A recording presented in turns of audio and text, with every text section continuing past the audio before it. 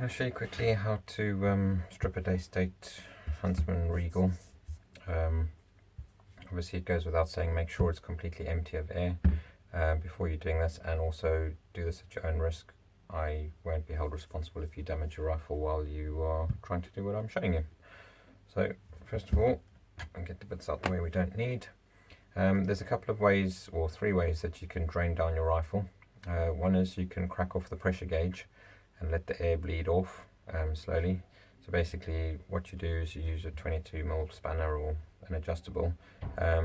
You slacken that off only enough until the air starts leaking, and then once the air starts leaking out, stop, let it carry on leaking, because obviously you don't want to unscrew it all the way, otherwise that'll turn into a projectile.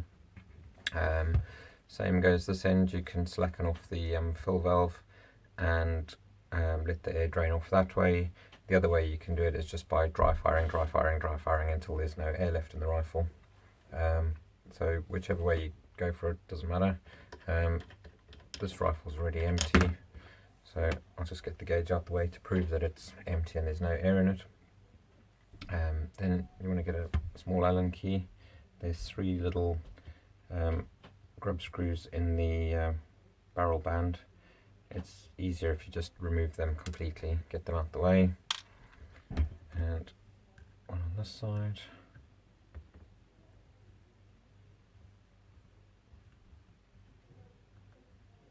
There we go. And then one on this side.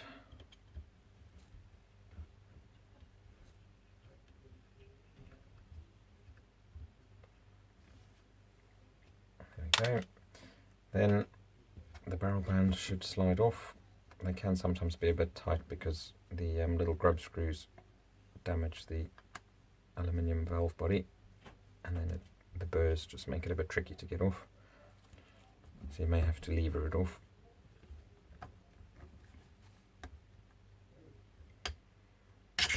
There we go. Right, then the next bit, you'll need a triangular anti-tamper tool, unless you've had your rear bolts replaced with standard bolts.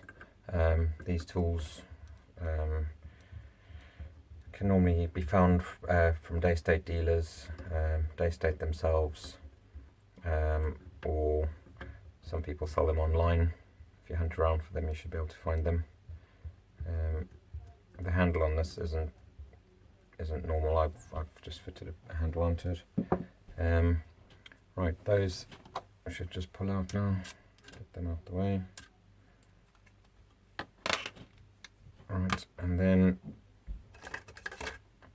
there's two bolts in the front here. Remove them. Get them out the way.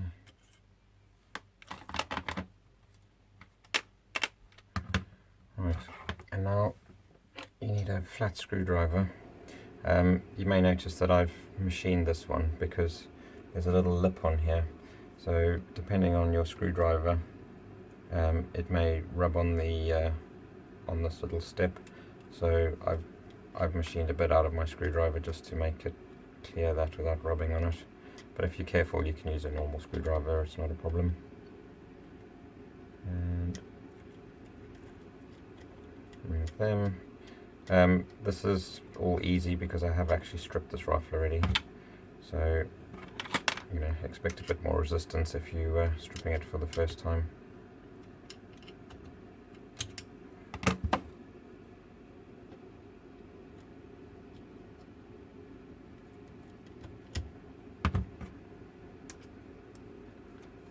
Right, I'm holding this together because all the screws and bolts have been removed.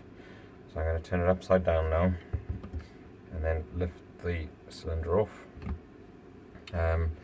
You should find, obviously there's the shroud, the breech block, there's the transfer port, and there's a little brass, I don't know what you'd call it, there's a brass part in here that moves backwards and forwards when you pull the bolt backwards and forwards, and it also indexes the magazine. Just make sure that doesn't fall out and keep an eye on it. it fits with the, you see there's a little step in there. The step goes towards the sort of the pellet tray, where the magazine would go in, which indexes the magazine when it rubs on it. Let's put that out the way. Right, and then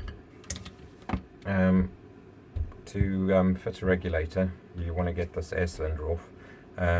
What normally is easiest is if you can clamp this in some soft jaws in a vise, and then you can normally do it by hand. You can normally just, a couple of hands, you can unscrew the air cylinder and get that off. There we go. One thing that you need to make sure of when you're fitting a regulator, this is a regulator here for the Daystate, is the area where this regulator is going to sit. So basically the regulator will sit there when it's assembled. If you make a note of where that is in the air cylinder, so it's literally just this little area here, that bit needs to be honed, and just make sure it's perfectly smooth with no extrusion marks or scratches or anything in the actual cylinder wall. Otherwise, when you fit the regulator, the O-ring will leak. Basically, the air will leak along the scratches or marks past the O-ring, and you'll get a leak out of the rifle, which obviously is not ideal. You will need to remove these two O-rings when you fit the regulator. Otherwise, this area will pressurize and the regulator won't vent. So it's very important to remove these two O-rings. It's easier if you remove the back one first, because then it won't drop into the first hole. So remove those, get those out the way, and there we go. Obviously give this all a good clean. Make sure this surface is perfectly smooth with no scratches or dents or marks or anything in it. Otherwise that O-ring will not seal properly on that face. So basically make sure everything's smooth and clean and polished. For those of you who are wanting to use a lower regulator pressure to get more shots per fill, you can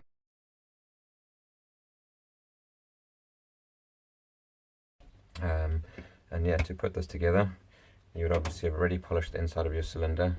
You can use something like a silicone grease or ABS M50 just to wipe around the cylinder, just to give it some lube, and then carefully push that in, trying not to damage the O-ring on the threads. And then you would screw that in and screw it all the way up. If you want to, again, you don't have to, but if you want to, just belt and braces, you can do basically, for simple option, tighten it up to there and just leave a tiny gap, like literally, almost like a paper width, just to allow the air to vent. The other option, if you're so inclined, is you can use a milling machine or a Dremel or a saw of some sort to cut a little channel across the threads to allow the air to vent out the threads without without the risk of it blocking up. If you happen to over tighten the air cylinder or something, and then seal it off, and then obviously the regulator won't vent anymore. So you can put a little channel across the threads to allow the vent to work freely without any issues. It doesn't really matter where you put that. You can put it at the top, bottom, side, wherever's easiest for you, basically. Just bear in mind that the pressure gauge screws onto here, so you don't want to damage that face, otherwise the Doughty won't seal anymore.